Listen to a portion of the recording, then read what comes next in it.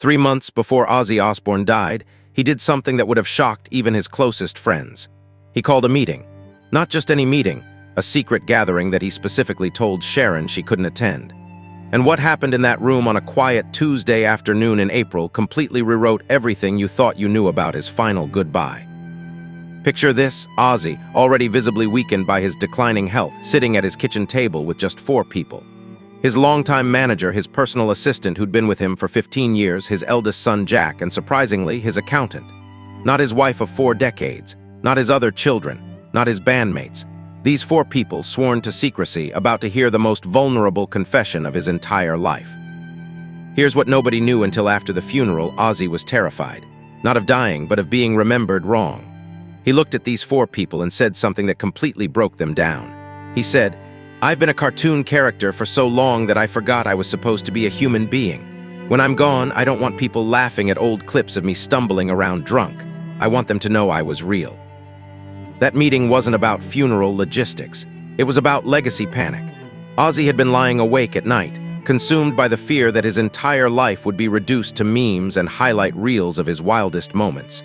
The bat-biting incident, the reality show chaos, the public meltdowns, he was horrified that this would be his obituary, a punchline instead of a person. So he made a decision that stunned everyone in that room. He wanted to reject every single element of what people expected from an Ozzy Osbourne funeral. No pyrotechnics, no theatrical staging, no celebrity parade, no media circus.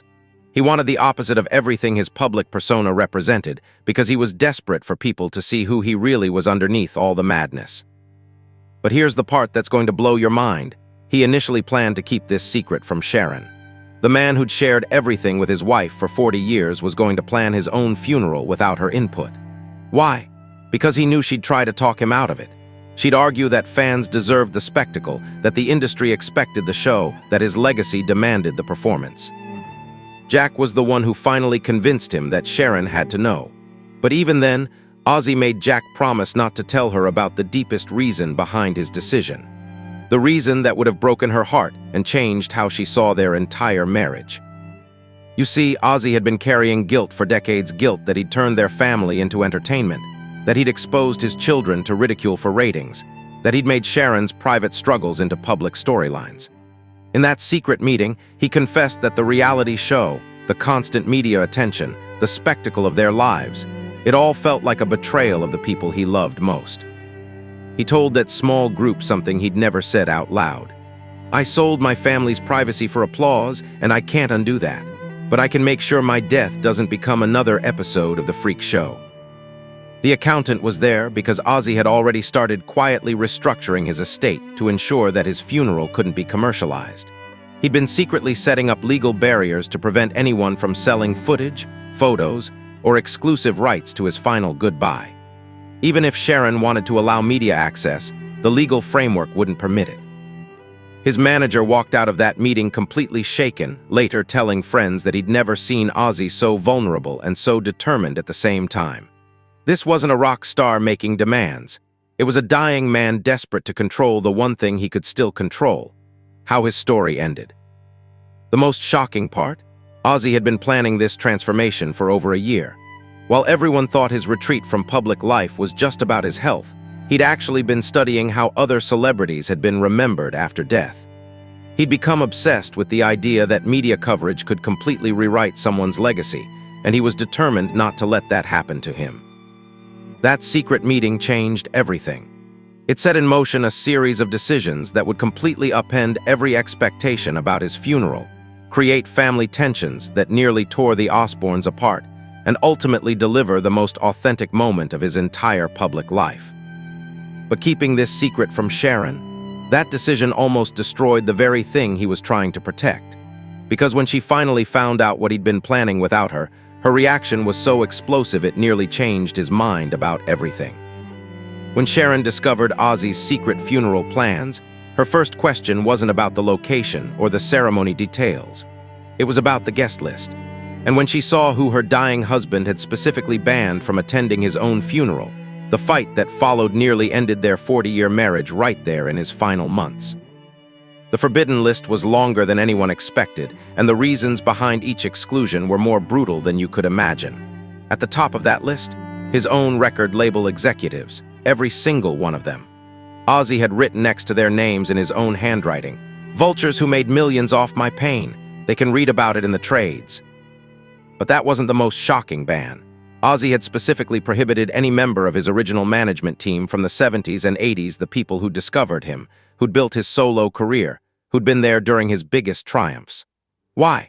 Because he blamed them for enabling his worst addictions and exploiting his mental health struggles for profit. One name on that list had a particularly vicious note: "Counted my pills instead of caring if I lived through the night." Here's where it gets really dark. Ozzy had banned several family members. Distant relatives who'd only reached out when they needed money, cousins who'd sold stories to tabloids, even some extended family who'd tried to capitalize on the Osbourne name without permission. But the most heartbreaking exclusion was a childhood friend from Birmingham who'd recently published a tell-all book about their youth together without Ozzy's consent. Sharon was furious, not because she disagreed with the exclusions, but because Ozzy had made these decisions in isolation.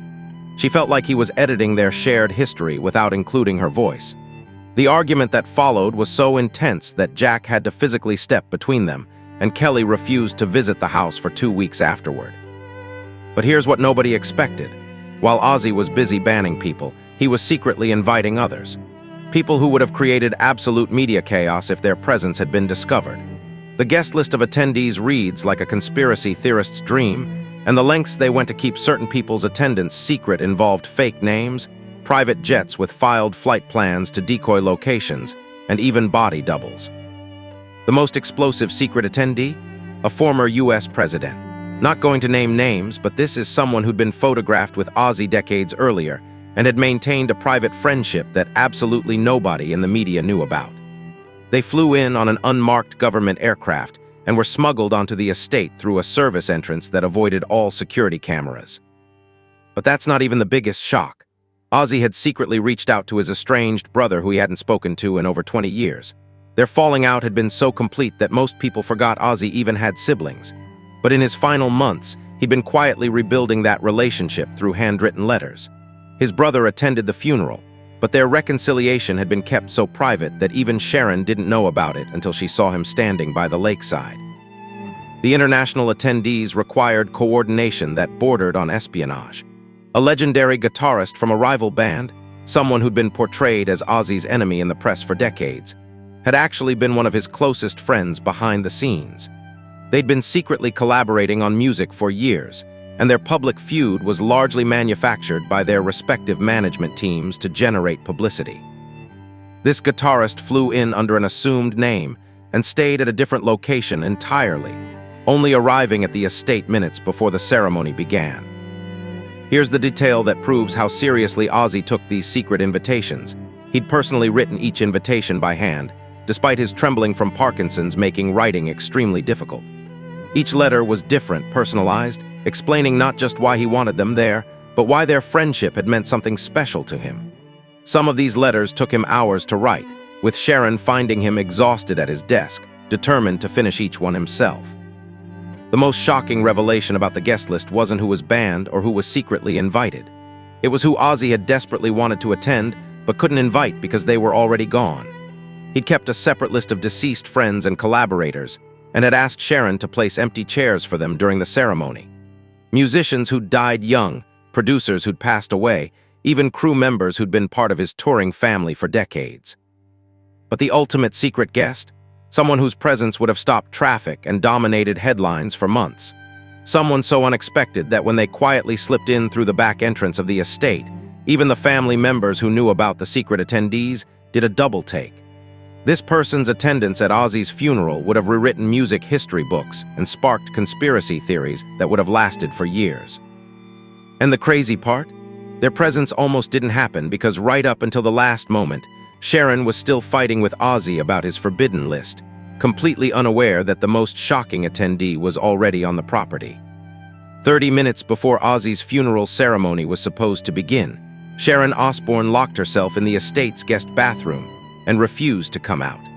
What happened in those 30 minutes nearly destroyed everything Ozzy had planned, and the family member who finally got her to open that door had to make a promise that would haunt them for the rest of their life. Here's what nobody saw. While guests were quietly gathering by the lakeside, the Osbourne family was in complete meltdown mode behind the scenes. The breaking point wasn't the secret guest list or the unconventional ceremony plans. It was Ozzy's final request that Sharon had only learned about that morning, a request so shocking that it made her question whether she'd ever really known her husband at all. Ozzy had left specific instructions that Sharon was not allowed to speak at his funeral. Not a single word. No eulogy, no tribute, no final goodbye speech from the woman who'd stood by him for 4 decades. His reasoning, written in a sealed letter she'd opened that morning, was devastating. "You've spent 40 years speaking for me, protecting me, managing my chaos. Today, let the silence speak for itself." Sharon was destroyed. This felt like the ultimate rejection, like Ozzy was saying her voice didn't matter in his final moment. She'd prepared remarks, had spent weeks writing and rewriting what she wanted to say about their life together. And now she was being told that the most important speech of her life, the one she'd never get to give again, was forbidden. But here's where it gets even more brutal. Ozzy had given that speaking role to someone else. Someone who wasn't family, wasn't in the band, wasn't even in the music industry. He'd asked his physical therapist, a quiet woman named Margaret who'd worked with him during his final 2 years, to be the only person who spoke at his funeral. The family erupted. Kelly was screaming at Jack for not telling her about this sooner. Amy, who rarely showed emotion, was crying openly, saying this proved their father had lost his mind in his final months. Even the normally composed Lewis was packing around the estate grounds, muttering about how this was going to humiliate Sharon publicly. But the person who finally reached Sharon wasn't one of her children. It was Margaret herself, the physical therapist who was supposed to give the speech. She'd been hiding in another part of the house, equally devastated by the position Ozzy had put her in. Margaret knocked on that bathroom door and said something that changed everything. "Mrs. Osbourne, I can't do this without your permission. If you tell me not to speak, I won't say a word." Through the locked door, Sharon asked Margaret the question that had been torturing her. "What did he tell you to say about me?"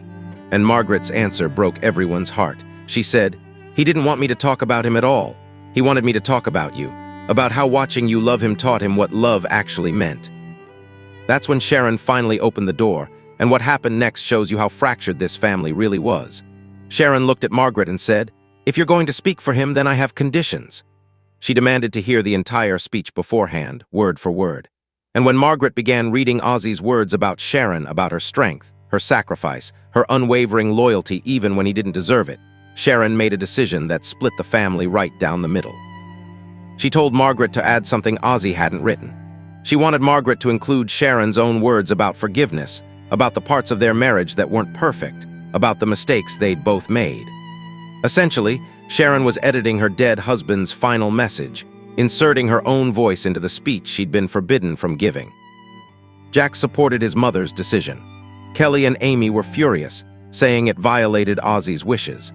The argument that followed was vicious, with Kelly accusing Sharon of making even Ozzy's death about herself, and Sharon firing back that she'd earned the right to have the last word after cleaning up his messes for 40 years.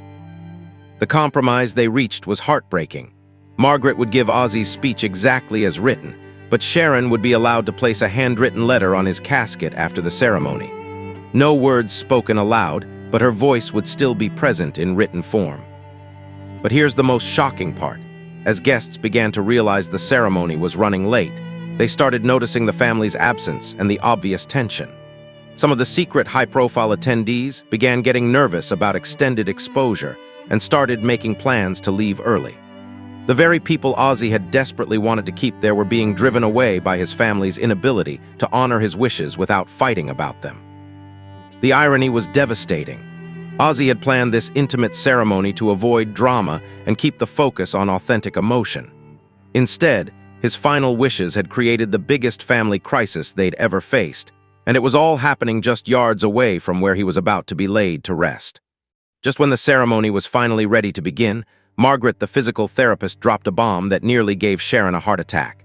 She revealed that Ozzy had secretly recorded a personal message specifically for his funeral, but there was a catch that made everyone question whether they should actually play it. The recording contained confessions so raw, so brutally honest, that Ozzy himself had second-guessed including it right up until his final days. Here's what nobody knew. Ozzy had been working on this recording for months, doing multiple takes in his home studio whenever he was alone. But this wasn't a goodbye message filled with love and gratitude. This was Ozzy's attempt to tell the truth about things he'd never been able to say while he was alive, and some of those truths were going to devastate the people he loved most. Margaret had been sworn to secrecy about the recording's existence, and she'd been given strict instructions about when to reveal it. Ozzy had told her to wait until the family was already gathered for the ceremony, because he knew that if they heard the content beforehand, they might try to stop her from playing it. The recording device was hidden inside what looked like an ordinary Bluetooth speaker that had been placed near his casket.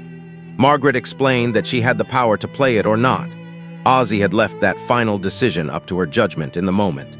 But she wanted the family's permission first, and that's when she made the mistake of telling them what the recording actually contained. Ozzy's message wasn't just about love and family memories. It was a full confession about the darkest periods of his life, including admissions about things he'd done during his worst addiction, phases that the family had never known about. He talked about stealing money from Sharon's purse to buy drugs. He admitted to cheating during his marriage, not just the affairs that had been made public, but others that had remained secret for decades. But the most devastating part wasn't about his personal failures. Ozzy had used this recording to apologize for something that was going to rewrite his entire legacy.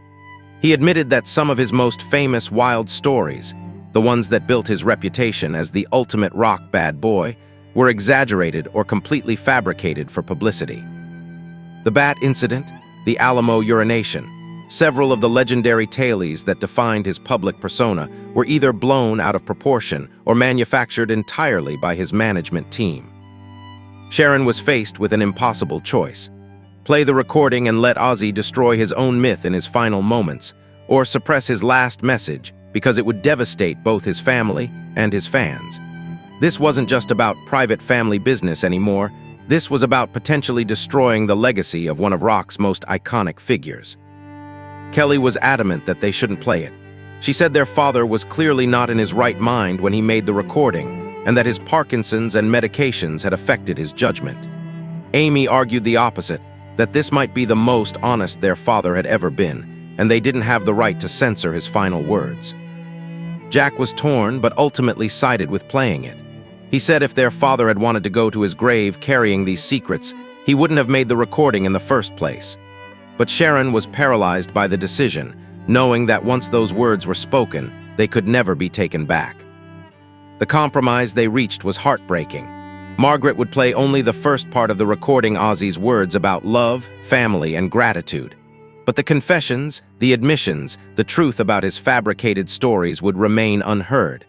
They would bury those secrets with him. But here's the final shock that's going to haunt you. When Margaret finally pressed play on that speaker, what came out wasn't what anyone expected. Ozzy had apparently recorded multiple versions of his final message, and the one that played was different from what Margaret had previewed for the family. This version was Ozzy at his most vulnerable, talking about his fear of death, his regret about lost time with his children, and his gratitude for Sharon's unwavering loyalty. But then, in the final 30 seconds of the recording, his voice changed completely. He became the Ozzy everyone remembered from his peak years, strong, defiant, and absolutely certain. His final words were simple, but they hit like lightning. "I spent my whole life trying to be someone else's idea of who I should be. Don't make that mistake. Be exactly who you are, even if it scares people, especially if it scares people. The world needs your real voice, not your safe one." The recording ended with the sound of Ozzy laughing, not maniacally like his stage persona, but genuinely, warmly, like someone who had finally figured out the punchline to a joke he'd been trying to understand his entire life. That laughter echoed across the water as the ceremony ended, and nobody who heard it will ever forget how it felt to witness someone find peace in their final moments. What hit you hardest about Ozzy's final message?